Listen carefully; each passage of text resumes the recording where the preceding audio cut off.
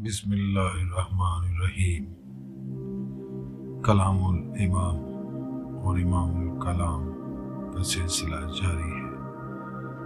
इमाम जाफर सादिक अलैहिस्सलाम ने अपने शागिर्द मुफज्जल इब्न उमर से तौहीद के मुतल्लिक जो गुफ्तगू की, अल्लाह की इस कायनात में अल्लाह के वजूद के मुतालिक और इंसानी रिश्तों से जुड़े हुए इस निज़ाम हयात के बारे में जो फरमाया और इंसानी बदन, नफ्स और रूह में वजूद खुदा की दलील को जिस तरह बयान फरमाया, उस पर गुफ्तगू जारी है।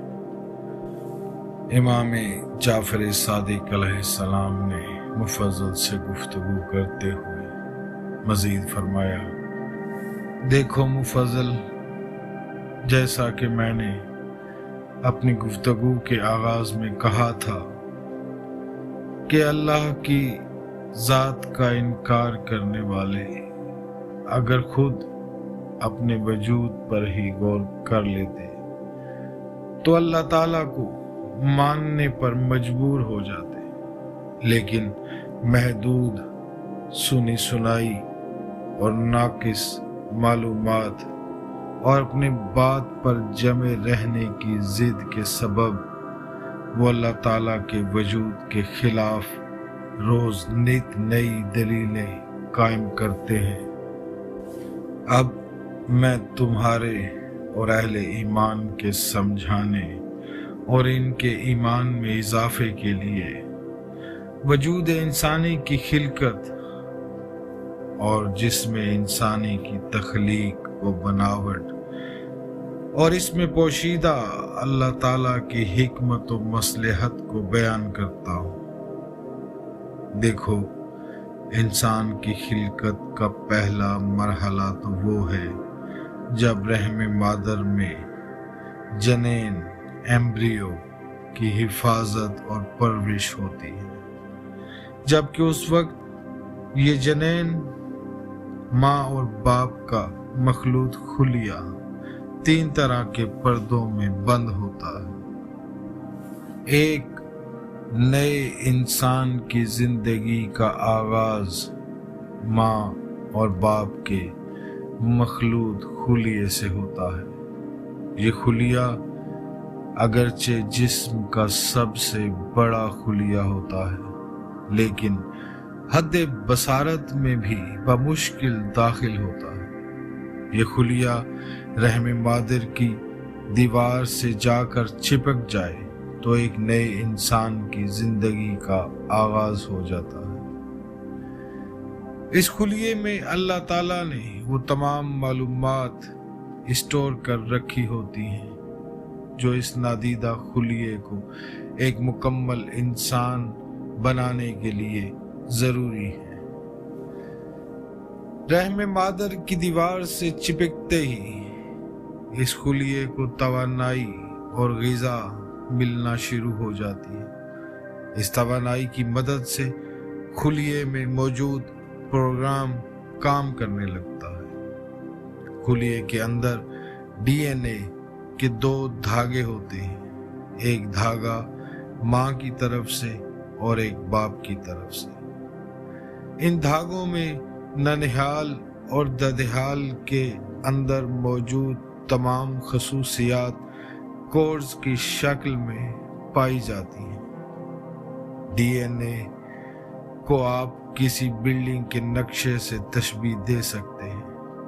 रहम मादर की दीवार से चिपकते ही खुलिये का निज़ाम इस नक्शे के मुताबिक इंसान की तामीर शुरू कर देता है।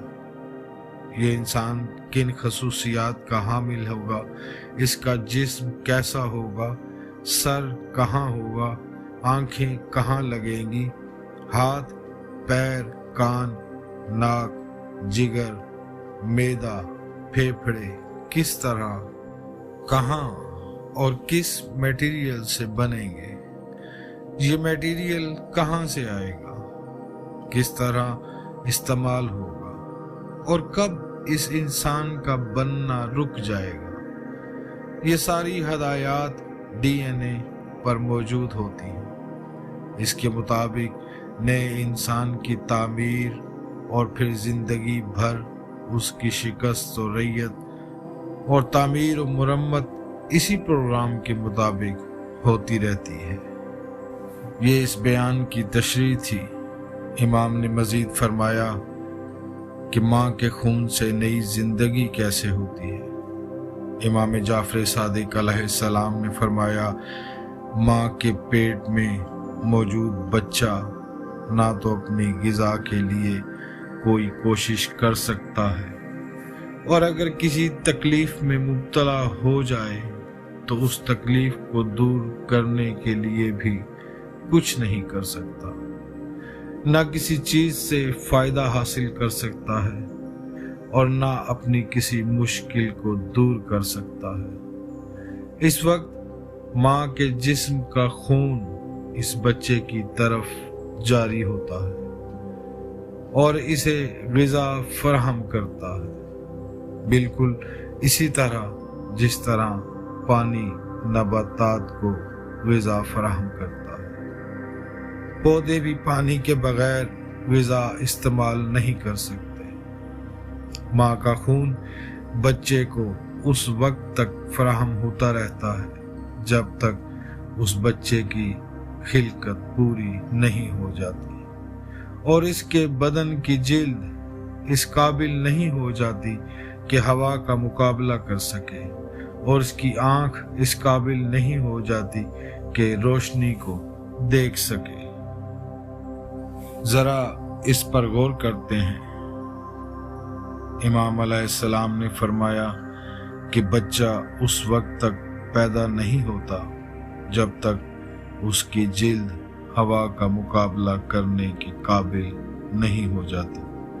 मुमकिन है इससे मुराद फिजा का दबाव या एटमॉस्फेरिक प्रेशर हो। फिजा का दबाव हर इंसान को हर तरफ से इतने वजन से दबा रहा है जितना वजन एक लारी या बस का हो सकता है, लेकिन इतना ही दबाव जिस्म के अंदर से बाहर की तरफ पड़ रहा है।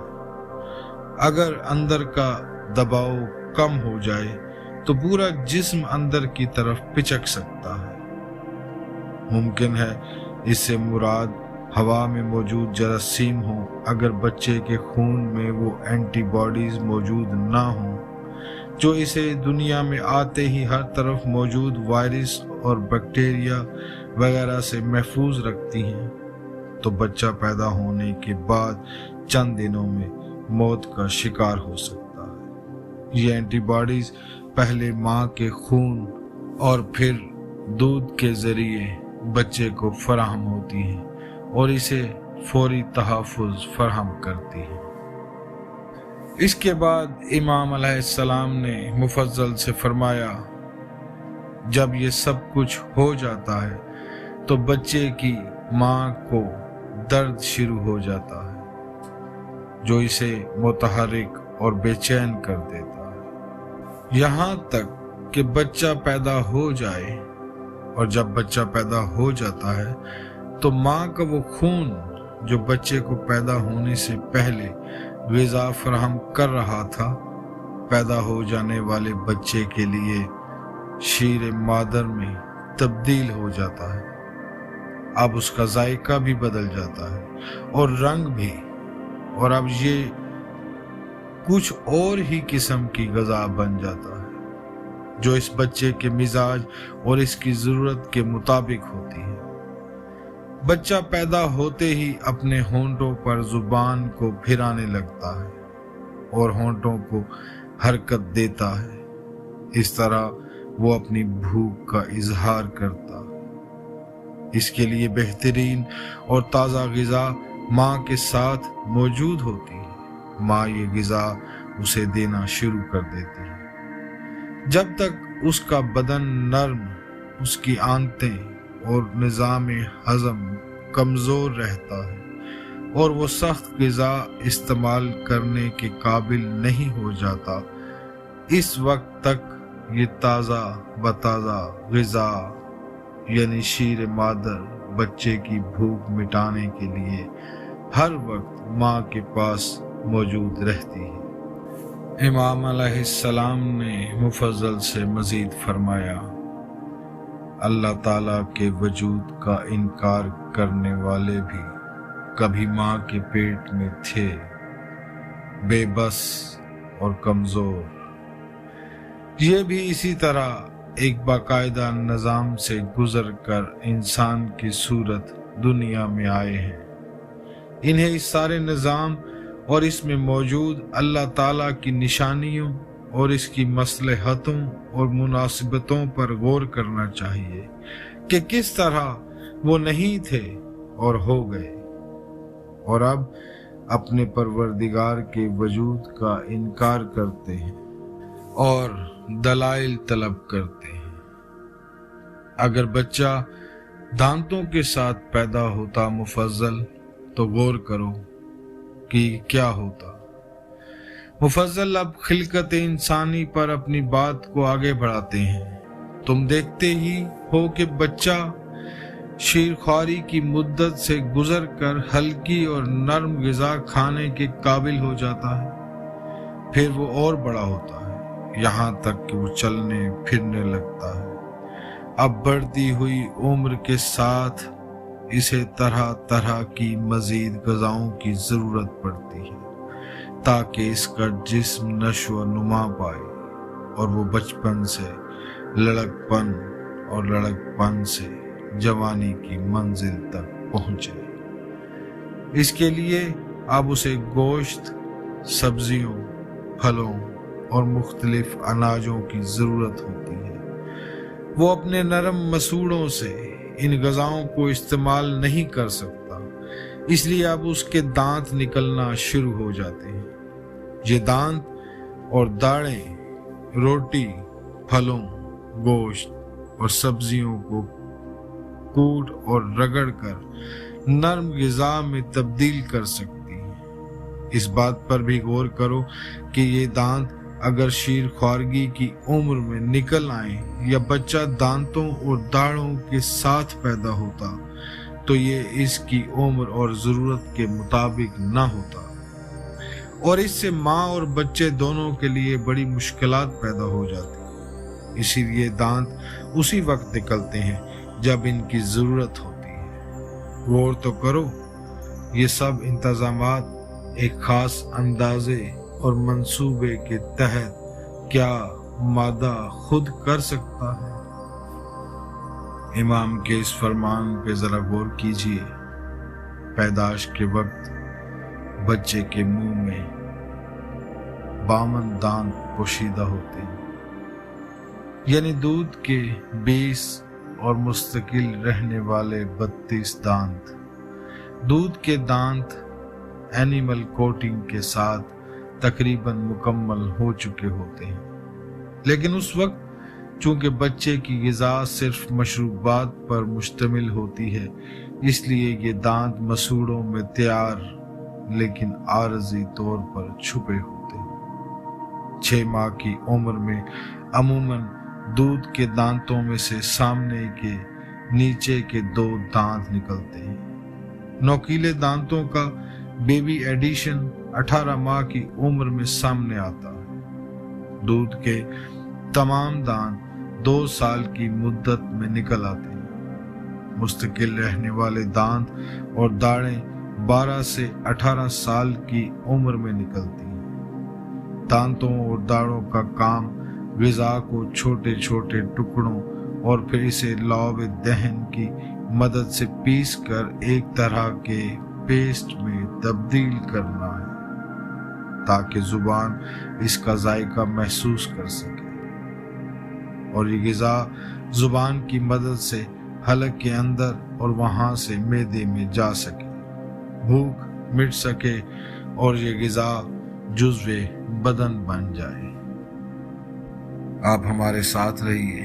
कलाम इमाम इमामुल कलाम का ये सिलसिला जारी है जो हिकमतों से, इल्म से और दानिशमंदी से भरपूर है।